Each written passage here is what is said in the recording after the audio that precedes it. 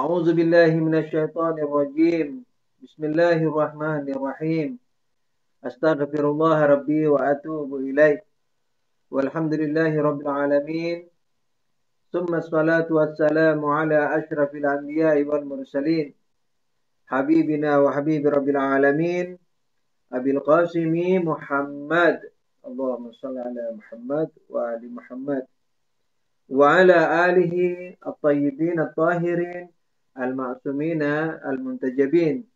Amma ba'du, assalamualaikum jami'an warahmatullahi wabarakatuh. Puji syukur kehadiran Allah Subhanahu wa taala yang memberikan kita bersua kembali pada pertemuan kajian agama ini, terutama fikih pada setiap 2 minggu sekali.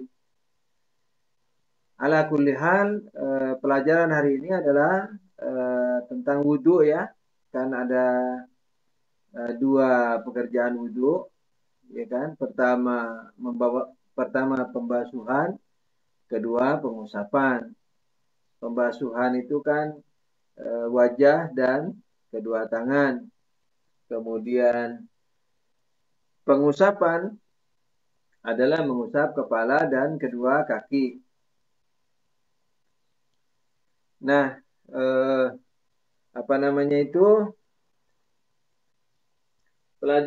pelajaran kita minggu lalu sudah sampai ke pekerjaan kedua, yaitu mengusap kepala dan kedua kaki.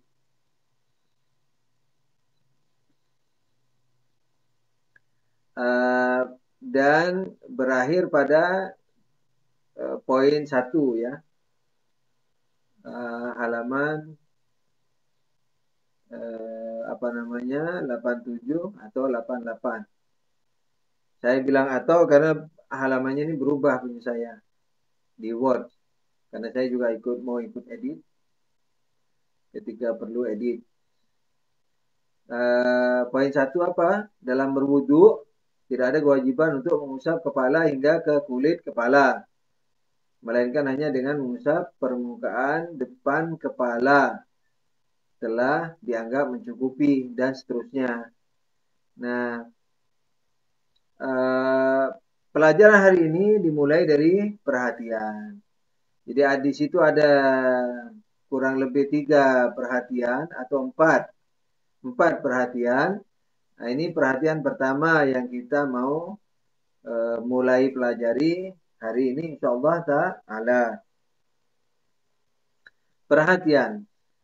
Seseorang yang memakai rambut palsu pada bagian depan kepalanya, jika rambut palsu tersebut dipasang seperti topi, maka wajib baginya untuk membukanya lalu mengusap kepalanya.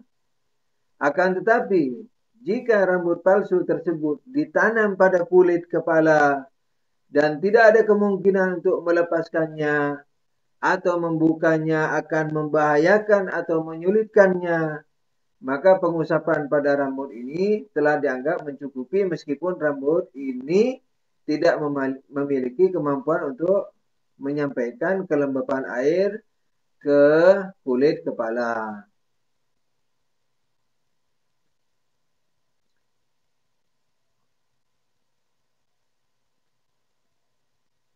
Nah, sebenarnya perhatian ini satu perhatian saja, karena perhatian berikutnya itu bagian dari poin kedua ya, mengusap kedua kaki. Nah, jadi untuk pengusapan kepala ini, kalau rambutnya rambut palsu yang dipakai seperti topi itu, maka wajib dilepas. Tapi kalau rambutnya ditanam, ya kan? Kalau rambutnya ditanam dan kalau dilepas susah, dicabut sakit, pokoknya kesulitan banget. Mau dicabut seluruh rambut pasangannya di atas kepala itu dicabut semua. Nah, itu tidak mungkin. Misalnya, maka cukup apa? pengusapan pada rambut ini telah dianggap mencukupi meskipun rambut ini tidak memiliki kemampuan untuk menyampaikan kelembapan air ke kulit kepala. Saya kata-kata lembab di di wudhu ini saya ganti dengan basahan saja ya, dengan basahan, jangan kelembapan.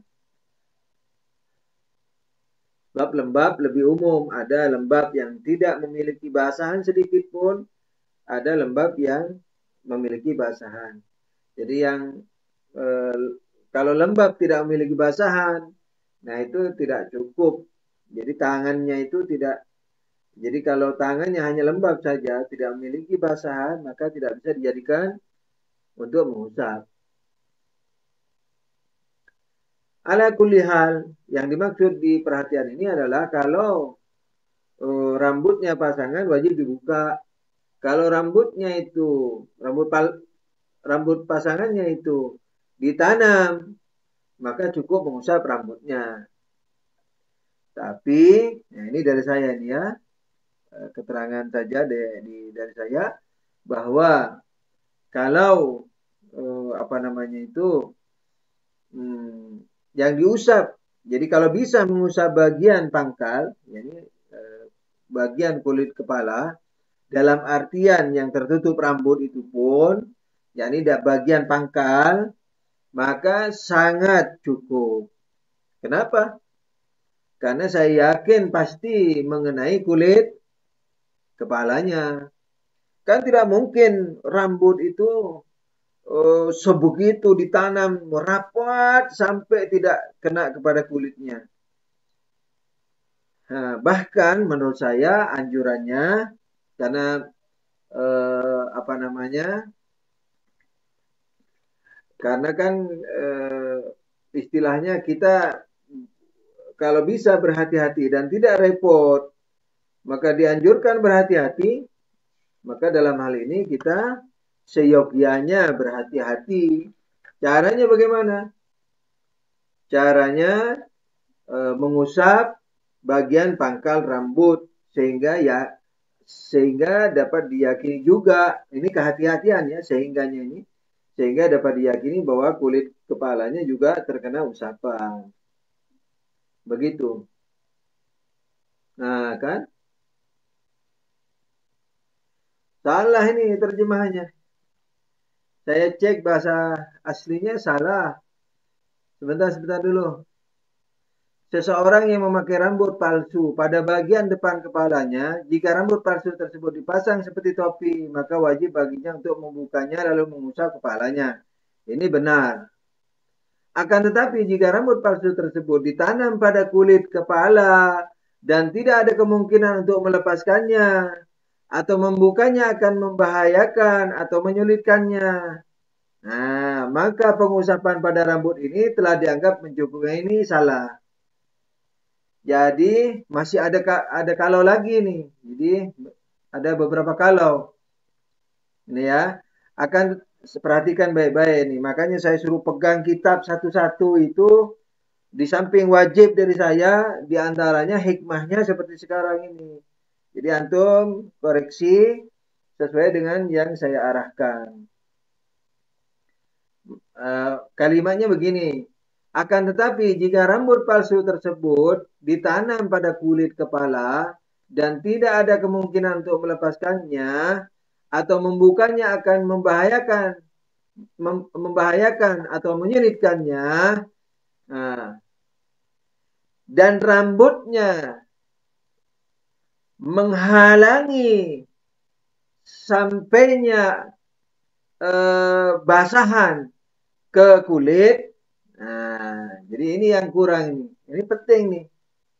Makanya untung saya tadi mengarahkan antum ke hati-hati karena itu sudah tercium sesuatu. Tapi saya tidak mengira kalau ini salah. Jadi saya cuma mengasih langkah kehati-hatian karena tidak sulit untuk mengusap bagian pangkal sehingga kena kulit kan. Nah, walaupun di fatwa ini dibolehkan, saya sendiri agak merasa heran. Nah, setelah dicek ternyata betul bahwa Yang dibolehkan mengusap rambut itu, rambut pasangan yang ditanam itu, yang ada di depan kepala itu adalah rambut yang benar-benar menghalangi sampainya basahan air ke kulit. Begitu. Yakni misalnya terlalu amat rapat dan seterusnya. Tapi kalau dengan membuat belahan rambut, lalu bisa mengusap kulitnya, wajib itu mengusap kulitnya. Begitu. Nah, jadi begini nih. Akan tetapi jika rambut tersebut jika rambut palsu tersebut ditanam pada kulit kepala dan tidak ada kemungkinan untuk melepaskannya atau membukanya akan membahayakan atau menyulitkannya, dan rambut palsu itu menghalangi sampainya basahan air ke kulit, baru maka pengusapan pada rambut ini telah dianggap mencukupi meskipun rambut ini tidak memiliki kemampuan untuk menyampaikan kelembapan air ke kulit kepala. Nah, ini sebenarnya tidak cukup. Ini bisa dibuang nih kalimat terakhir. Nah, ini ya. Ini bahasa Arabnya. Ya, di Ciledug di situ ada yang mampu berbahasa Arab supaya dilihat nih ya. Wa amma in kana mazru'an, yakni kalau rambut pasangannya itu ditanam fi jildatir ra'as, di kulit kepala, wala yumkinu naz'ahu, dan tidak mungkin dicabut, au kana naz'uhu mustalziman liddarar, atau mencabutnya itu menyebabkan kemudaratan, awil masyaqqah, atau kesulitan. Walam yumkin isalur rutubah ila basyaratir ra'as. Nah, ini yang tidak ada. Dan tidak mungkin menyampaikan basahan usapan ke kulit kepala. Nah, baru maka pengusapan rambut walam yumkin isalur rutubah ila basyaratir ra'as ma'a wujudihi fayujzi. Nah, maka al-masah ala syair al-mazkur. Fayujzi al-masah ala asy-sya'r al-mazkur. Maka cukuplah mengusap rambut palsu tersebut. Jadi imbuhan belakang itu buang saja. Jadi mana yang harus ditambah ini? Sebelum maka itu ya. Dan tidak mungkin menyampaikan basahan air ke kulit kepala lantaran rambut pasangan tersebut. Nah, maka pengusapan pada rambut ini telah dianggap mencukupi. Titik. Sudah, yang lain buang tuh. Nah, artinya apa? Artinya kalau rambut pasangannya yang sulit dicabut, yang menyulitkan, yang membuat mudarat itu bisa dibelah, dalam arti rambutnya dibelah kemudian diusap bagian kulit itu, bisa bagian kulit kepalanya, maka wajib mengusap apa? Wajib mengusap kulit kepalanya. Nah, dan tidak cukup, batal yakni kalau hanya mengusap pada rambutnya yang pasangan tadi. Begitu. Oke lah. Kalau ada yang tidak jelas nanti tanyain ya. 2. Kan pekerjaan kedua ini membasuh, 1 membasuh kepala, 1 mengusap kepala, 2 mengusap kaki. Sekarang 2 nih. Bagian kaki yang diusap dalam wudu adalah dari permukaan kaki, yaitu dari ujung salah satu jemari kaki hingga pergelangan kaki.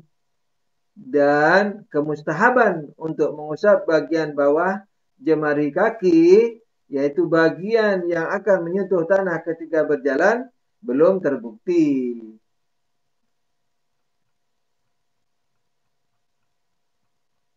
Artinya apa? Kita dulu. Ya, kan apa namanya? Eh,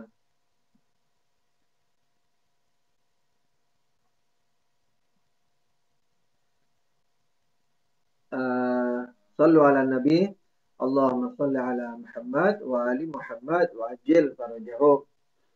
Nah, sebagian orang misalnya itu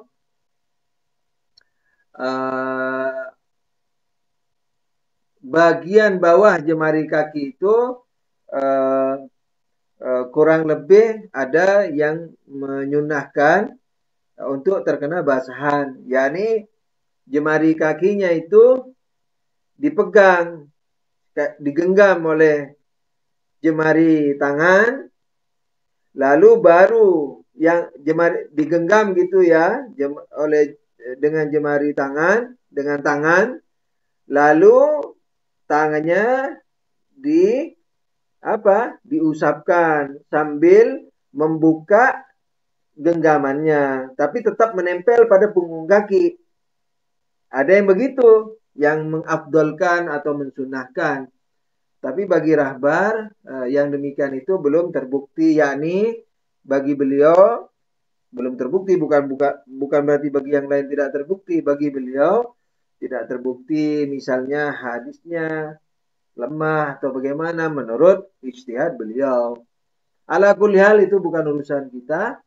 Urusan kita adalah memahami fatwa beliau. Bagian kaki yang di poin 2 ya, bagian kaki yang diusap dalam wudhu adalah dari permukaan kaki, yaitu dari ujung jemari kaki, nggak perlu digenggam, hingga pergelangan kaki. Nah, kalau Imam Humaini rahmatullah alaih hingga punggung kaki. Punuk yang ada di punggung kaki itu benjolan tulang sampai di situ. Tapi dianjurkan sampai ke kurang lebih disunahkan sampai ke pergelangan. Begitu. Nah, kalau rahbar langsung fatwa, jadi harus sampai ke pergelangan gitu. Bagian kaki yang diusap dalam wudhu adalah dari permukaan kaki, yaitu dari ujung salah satu jemari kaki, tidak harus satu ya, minimal satu gitu. Dari semua jemari kaki tidak apa-apa, dari 2, 3 jemari kaki tidak apa-apa. Jadi kalau disebut satu jemari kaki bukan berarti dilarang lebih, itu maksudnya minimalnya. Yaitu dari ujung salah satu jemari kaki hingga pergelangan kaki. Kalau saya ngasih penjelasan dikasih keterangan di pinggir kitabnya itu, bukunya itu, supaya tidak lupa. Hingga pergelangan kaki. Dan kemustahaban, yakni disunahkan untuk mengusap, dan kemustahaban untuk mengusap bagian bawah, yakni kesunahan untuk mengusap bagian bawah jemari kaki, belum terbukti. Udah ya? Nah, perhatian. Nah, ini yang saya kira perhatian untuk mengusap kepala tadi. Nah, ini perhatian pertama ini, bukan perhatian kedua. Ini perhatian pertama tapi untuk mengusap kaki. Bila pengusapan kaki hanya dilakukan pada permukaan kaki dan sedikit dari jemari kaki, yaitu tidak termasuk ujung jemarinya, maka wudhu dianggap batal. Dianggap yakni dihukumi batal. Anggapan di sini bukan anggapan bahasa sehari-hari kita. Yakni dianggap batal, yakni dihukumi batal. Nah, di sini perhatikan baik-baik. Bila pengusapan kaki hanya dilakukan pada permukaan kaki dan sedikit dari jemari kaki. Nah, sedikit ini macam-macam bentuknya. Ya kan? Bisa sedikit itu, sedikit daripada 5 jemari kaki. Sedikit bisa sebagian dari 1 jemari kaki. Dilihat dari samping kanan kirinya, yakni dari lebarnya. Nah, tapi yang ketiga apa? Sebagian ini bisa berarti sebagian dari panjangnya jemari kaki, bukan lebarnya. Nah, yang mana yang dimaksud nih? Sebagian dari 5 jemari kaki, atau sebagian dari lebarnya 1 jemari kaki, atau sebagian dari panjangnya jemari kaki? Jawabannya yang ketiga, yakni sebagian dari panjangnya jemari kaki. Nah itu kalau sebagian batal wudhunya. Jadi lawannya apa? Lawannya dari ujung jemari kaki gitu. Jadi sebagian itu bisa sebagian dari 5 jemari kaki. Sebagian bisa dari 1 jemari kaki dilihat dari lebarnya. Nah, bisa juga sebagian jemari kaki, yakni sebagian dari panjangnya jemari-jemari kaki atau jemari kaki. Jemari itu sudah jamak ya. Jadi yang dimaksudkan ini adalah yang ketiga, yakni sebagian dari panjangnya jemari kaki. Diulang. Bila pengusapan kaki hanya dilakukan pada permukaan kaki dan sedikit dari jemari kaki, yakni sebagian dari jemari kaki, yaitu tidak termasuk ujung jemarinya, maka wudhu dianggap batal. Akan tetapi jika ragu apakah dia telah mengusap ujung jemari kaki ataukah belum, maka wudhunya dianggap benar. Nah, jadi kalau sudah terbiasa dari jemari kaki ini, sudah tahu hukum, sudah tahu segala macam, sudah tahu, ya kan? Suatu saat dan melakukan seperti itu terus, suatu saat ragu tadi itu dari ujung jari atau leher jari misalnya atau kuku. Nah, kalau ragu bisa dihukumi sudah benar. Ya ini tidak perlu ngulang wudhunya. Oke ya, poin 3. Berarti mana ini? Oke. Nah, ini poin 3 sekarang. Nah, ternyata ini juga perhatian ini kepada poin-poin yang nyelip. Sekarang poin 3. Jadi perhatiannya tidak ada perhatian kedua dari masing-masing poin nomor yang. Oke, ini tandanya rada-rada ngantuk. Maaf. Yang ketiga, pengusapan kepala dan kedua kaki wajib dilakukan dengan menggunakan basahan telapak tangan, jangan kelembapan. Basahan.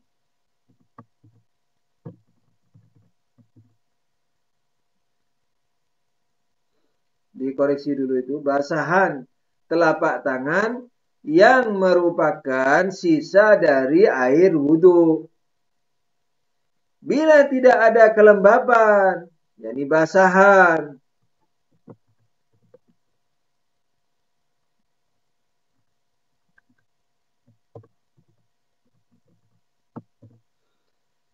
yang tersisa, bila tidak ada kelembapan yang tersisa, bila tidak ada basahan yang tersisa, maka tidak diperbolehkan membasahi telapak.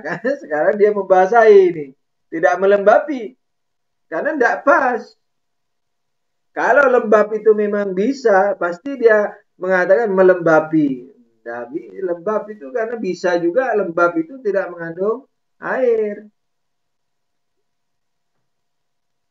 Nah, jadi bila tidak ada pengusapan kepala dan kedua kaki, wajib dilakukan dengan menggunakan basahan telapak tangan yang merupakan sisa dari air wudhu. Bila tidak ada basahan yang tersisa, maka tidak diperbolehkan membasahi telapak tangan dengan air. Nah, di sini kasih kurung dengan air lain gitu ya. Dengan air lain kurung aja, jangan nyalahkan tulisannya. Takut benar. Air maksudnya baca air lain, air baru. Nah, air lain atau air baru.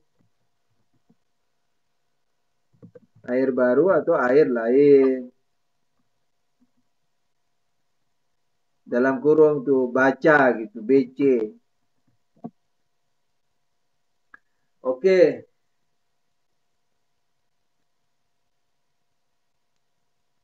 Melainkan diwajibkan mengambil kelembapan lagi nih.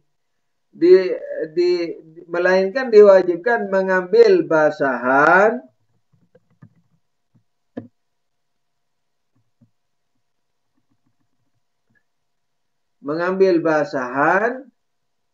yang ada di cambang atau alis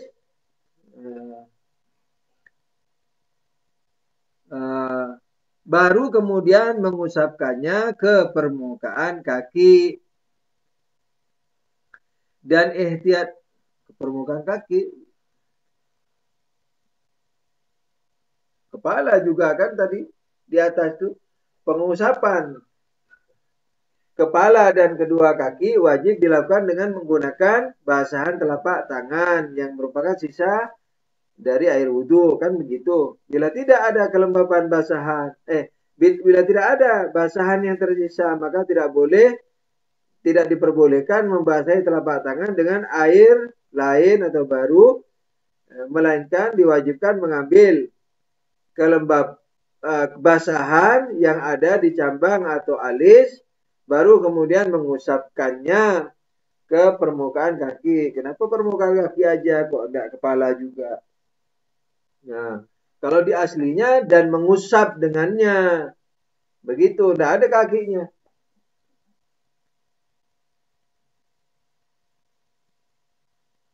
Ya, jadi melainkan diwajibkan mengambil basahan yang ada di cambang atau alis, baru kemudian mengusapkannya. Nah, ke permukaan kaki ini buang. Ya, ini buang coret. Baru kemudian mengusapkannya, begitu. Jadi tidak usah disebut kaki. Karena di matan Arabnya, ini dari Parsi bisa aja benar ya. Tapi di matan Arab nggak ada kakinya. Kan dalam akal orang yang dibahas juga kepala dan kaki. Kenapa hanya kaki sekarang? Oke. Dan ihtiyat wajibnya pengusapan kepala harus dilakukan dengan menggunakan tangan kanan. Hanya saja tidak ada kewajiban untuk melakukannya dari atas ke bawah. Jadi menurut fatwa Rahbar, mengusap kepala tidak boleh dengan tangan kiri. Karena hati-hati wajib, ya kan? Mengusap baru dengan tangan kanan. Mengusap kepala. Begitu. Tapi pengusapannya tidak harus dari belakang ke depan. Bisa aja dari depan ke belakang. Mungkin juga samping kanan ke samping kiri. Samping kiri ke samping kanan. Dorong, tarik kanan, dorong kiri. Nah, terserah. Begitu. Jadi tidak ada kewajiban untuk dari atas ke bawah. Ya, ini dari mana itu? Maksudnya dari belakang ke depan. Ala kullihan. Sudah ya. Nah, perhatian. Ini perhatiannya untuk nomor 3.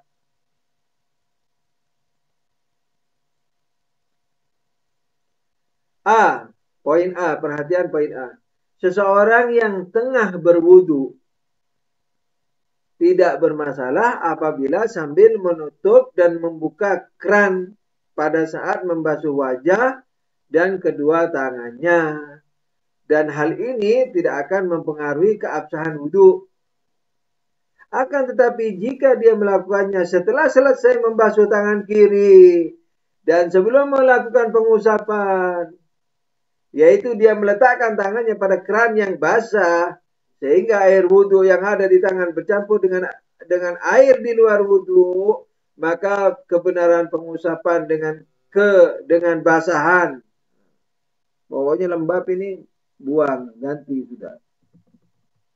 Basahan yang merupakan campuran dari air wudhu dan air di luar wudhu akan bermasalah. Ini bermasalah kalau dalam fikih, yakni dihukumi batal.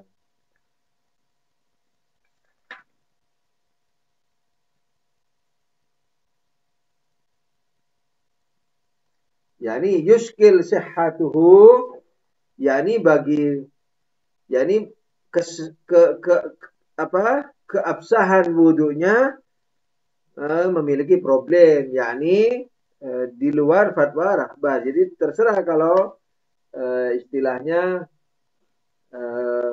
misalnya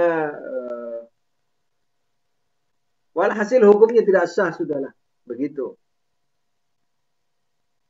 Jadi saya ulangi ya, seseorang yang tengah berwudu tidak bermasalah apabila sambil menutup dan membuka keran pada saat membasuh wajah dan kedua tangannya. Tapi sebelum selesai, yani.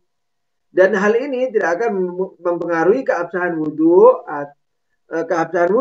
Akan tetapi jika dia melakukannya setelah selesai membasuh tangan kiri, yakni setelah selesai membasuh tangan kirinya, dan sebelum melakukan pengusapan, yaitu dia meletakkan tangannya pada keran yang basah.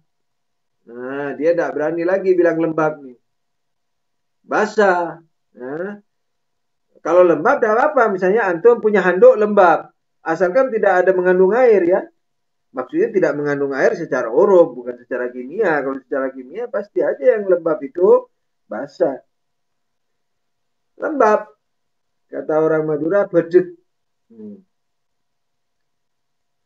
Ya, ini lembab. Yang lembab itu ya ada kadar gradasinya. Lembab yang tidak mengandungi basahan. Ya kan? Nah, mana tadi? Nah, yaitu dia meletakkan tangannya pada keran yang basah sehingga air wudhu yang ada di tangan bercampur dengan air di luar wudhu, maka kebenaran pengusapan dengan basahan yang merupakan campuran dari air wudhu dan air di luar wudhu akan bermasalah.